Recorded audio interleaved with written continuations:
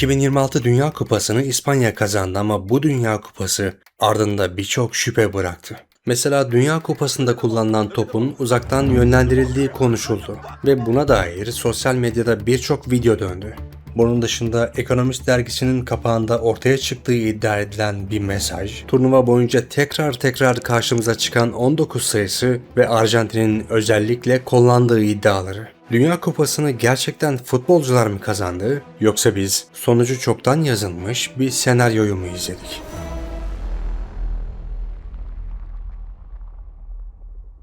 Bölüm 1. 19 kehaneti. Bu 2007 yılına ait bir fotoğraf. Resimde henüz 20 yaşında olan Messi'yi küvetteki 5 aylık bir bebeğe bakarken görüyoruz. Küvette duran bebekse Lamine Yamal'ın ta kendisi.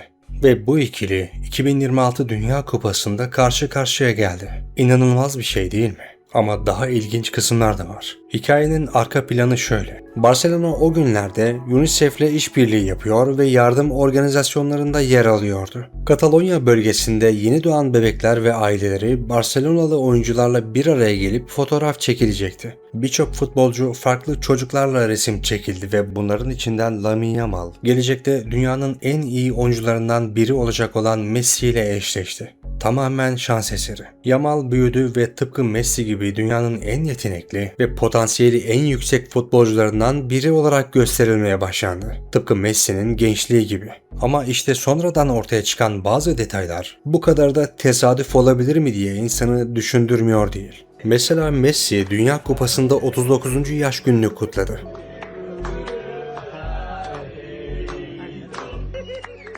Ve bundan sadece 19 gün sonra Messi ile aralarında sadece 19 gün olan Lamine Yamal da 19. yaş gününü kutladı. Messi'nin Dünya Kupası'na ilk çıktığı maçta giydiği forma 19'du. Yamal da aynı şekilde milli takım formasını ilk kez 19 numarayla giydi. 2007 yılında çekilen bu resim tam 19 sene öncesine ait ve yine ilginçtir. 2026 Dünya Kupası finalinin tarihi de ayın 19'u. Şimdi sembolizme inanan ya da anlamsız bulan olabilir ki bunu asla yadırgamam ama size bu konuda bilgi vermek zorundayım. Sembolizmde 19 ve 10 sayıları oldukça önemli. 19 bir şeyin başlangıcı, 10 ise olgunlaşma aşaması olarak kabul ediliyor. Messi şu an 10 numaralı formayı giyiyor. Yamal ise 19. Sembolizmde bu önemli demiştim ya, bakın şimdi ilginç başka bir örneğe geçelim. Bu Adidas'ın kendi sayfasında paylaştığı bir reklam çalışması ve başlıkta şu yazıyor: "Efsane misin yoksa yeni mi geldin?" Dikkat ederseniz 19 ve 10 rakamlarını yine burada görebilirsiniz ve ilginçtir. 19 numarada genç bir keçi yani bir oğlak, 10 numarada ise olgun bir keçi yer alıyor. Reklamın açıklamasında zaten yeni mi geldin denerek 19 sayısı, efsane misin diyerek 10 sayısı işaret ediliyor. Dünyanın çoğunun bilmediği bu rakamlar gerçekten özel anlamlara mı sahip yoksa sadece insanların kuruntularından mı ibaret bilmiyorum. Şimdi 19 sayısı bir kenarda dursun, son günlerde çok konuşulan başka bir teoriye geçelim. Bölüm 2. Kendi kendine hareket eden toplar. İddia görüntülerle destekleniyor ve görüntülere bakarsak, Dünya Kupası'ndaki futbol toplarının bazı anlarda anormal hareket ettiğini fark edebilirsiniz. Topun birden sağa doğru gitmesi, aniden geri dönmesi gibi videolar sosyal medyada ve insanların bunu paylaştıkları hesaplarda bolca dönüyor. İddiaları ise topun bir mekanizma sayesinde yönlendirildiği ki topun içinin açılıp gösterildiği videolar da var. Toplara sensörler yerleştiriliyor ve bu sensörler sayesinde gol çizgisi, offside gibi birçok veriye bakılıyor. Bu sistem şarj edilebilir bir bataryayla çalışıyor ve verileri gerçek zamanlı olarak VAR sistemine iletiyor. Bu insanlara şunu düşündürdü: bir top veriyi gönderebiliyorsa veriyi de alabilir mi? Veri alabilmesi demek uzaktan komut alabildiği anlamına geliyor. Toplardaki bu sensörlerle ölçüm yapıyoruz açıklamasına rağmen bazılarına göre bu kılıfına uydurmaktan başka bir şey değildi. Mekanizma yaptık bahanesiyle topu küçük dokunuşlarla yönlendirebilmeyi amaçlıyorlardı. Gerçekten de topu hareket ettirebilecek en ufak santimetrelik bir titreşim bile topun yönünün değişmesine neden olabilir. Tabii bu iddia gerçekse. Yaptığım araştırma sırasında videoların kaynağına ulaştım ve topların aslında oldukça normal hareket ettiklerini fark etmem çok uzun sürmedi. Bakın mesela burada oyuncu topa vurduğunda top rakip oyuncuya çarpıp dönmeye başlıyor. Bu şekilde ilerliyor ve yavaşladığında dönmeye devam ettiği için top sağa doğru hareket ediyor. Tıpkı bilardo toplarında görülen hareket gibi. Ya da diğer bir görüntüde top sanki bir anda geriye dönüyor gibi görünüyor ama aslında gelen topun merkezinin alt kısmına vurulduğu için geriye doğru bir hareket gerçekleşiyor. Görüntüler kırpılarak verildiği için bu anlar gözükmüyor. Fizikte buna açısal momentum deniyor. Futbolda ise falso vermek. Topun merkezine göre vurduğunuz yer hareketin yönünü değiştiriyor. Yani topun hareketini sağlayan herhangi bir mekanizma var iddiaları çok da gerçekçi değil. Ama günümüz dünyasında öyle teknolojilere ve öyle açgözlü insanlara sahibiz ki bu asla yapılamaz da diyemem. Gelelim önemli başka bir kısma. Bölüm 3. Ekonomist kapağındaki gizem.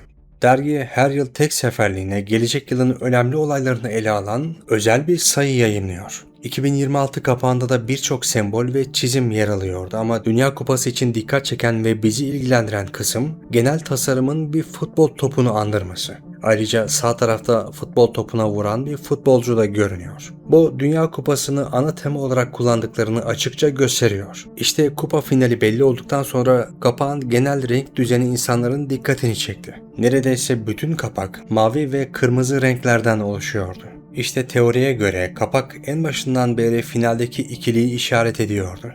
Kırmızılar yani İspanya ve maviler yani Arjantin. Futbol topuna vuran kişi ise kırmızı renkle tasvir edilmişti ve iddiaya göre kupayı kazanan tarafı simgeliyordu. En başından beri. Elbette kırmızı ve mavi renkte farklı takımlar da var ve bu kapağa bakınca doğrudan Arjantin ya da İspanya'yı görmek mümkün değil. Ama neticede yıllardır konuşulan ve gelecekle ilgili öngörülerde bulunan bu dergi, finalde oynayan takımların renklerini öyle ya da böyle doğru göstermiş ve kazanan takımın rengini taşıyan bir oyuncuya bile kapakta yer vermişti. Sizce bu bir tesadüf müydü?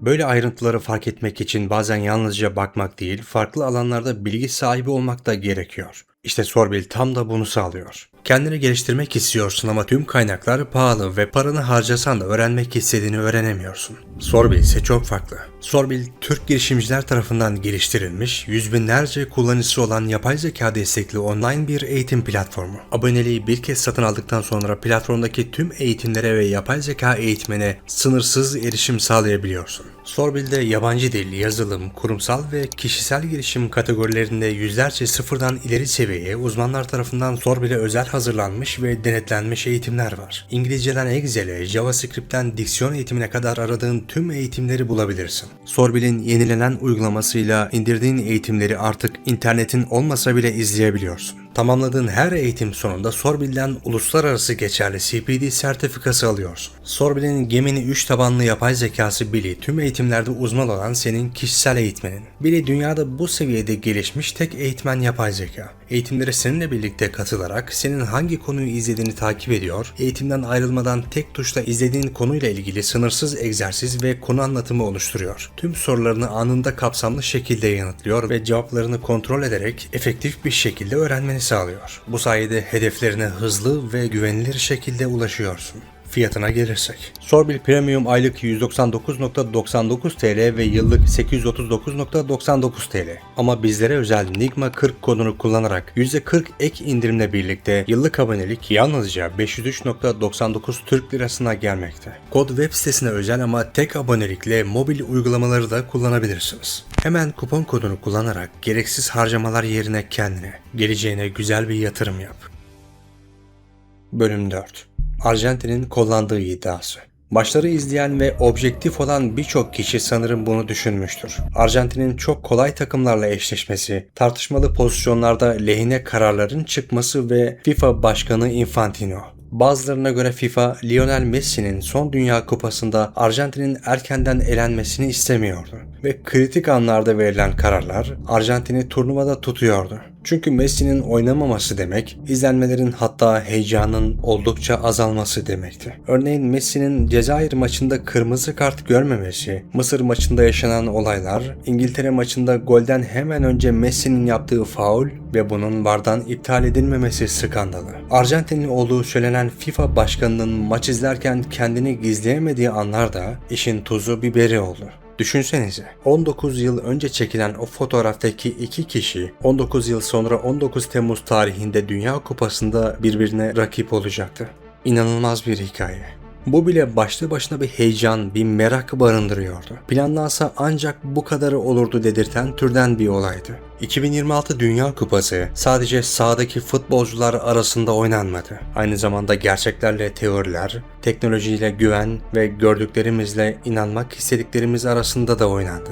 Ve bence asıl sorun bir topun uzaktan kontrol edilip edilmediği filan değil. Asıl merak edilmesi gereken şey günlerdir seyrettiğimiz bu hikayenin kimler tarafından kontrol edildiği.